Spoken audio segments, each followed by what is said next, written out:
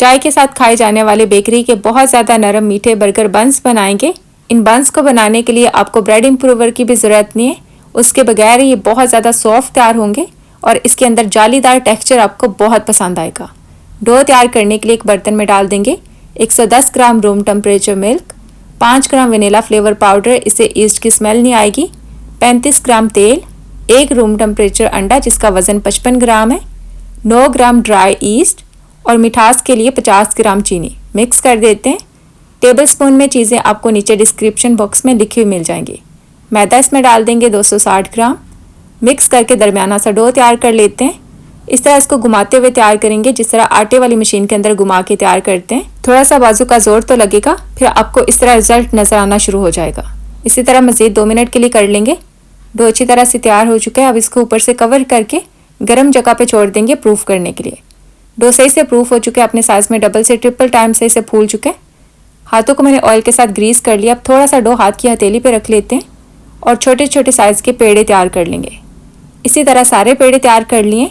अब इनको ऊपर से कवर करके गर्म जगह पे छोड़ देंगे प्रूफ करने के लिए 15 मिनट के लिए। ये दोबारा से अच्छी तरह से प्रूफ हो चुके हैं।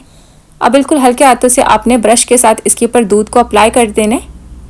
अगर तो आप सफ़ेद तिल लगाना चाहते हैं तो फिर इसके ऊपर दूध के साथ ब्रश कर दें, नहीं तो ज़रूरत नहीं है।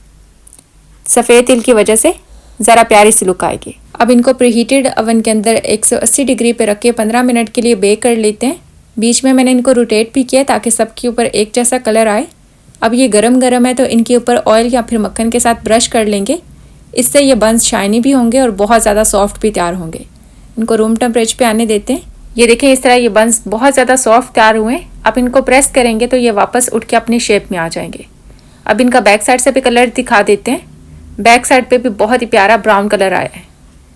ये देखिए मैंने इनको एल्युमिनियम फॉइल के ऊपर रख के बेक किया। अगर आपके पास बेकिंग पेपर है तो आप उसका भी इस्तेमाल कर सकते हैं, नहीं तो मेरी तरह आप एल्युमिनियम फॉइल के साथ भी बना सकते हैं। ये देखिए इस तरह का इनका सॉफ्ट सा टेक्सचर है। ये वाला मीठा बन आपको तोड़ के दिखा देते हैं।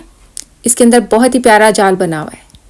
मीठे बन को सेंटर से कट करके आप इसके अंदर आइसक्रीम फिल करके इसका बर्गर बना के भी खा सकते हैं। और अगर आप चाहें तो जब इसका पेड़ा तैयार कर रहे होते हैं तो तब आप इसके अंदर थोड़ी सी किशमिश, टूटी फ्रूटी या फिर चॉकलेट भी डाल सकते हैं। उस तरह आपको डिफरेंट फ्लेवर्स मिल जाएंगे। या फिर आप इसके ऊपर मक्खन और जैम लगा के भी खा सकते हैं। इस तरह भी आपको बहुत पसंद आएंगे। इंशाल्लाह नई रेसिपी के साथ जल्द मुलाकात होगी। तब तक के लिए अल्लाह हाफिज़।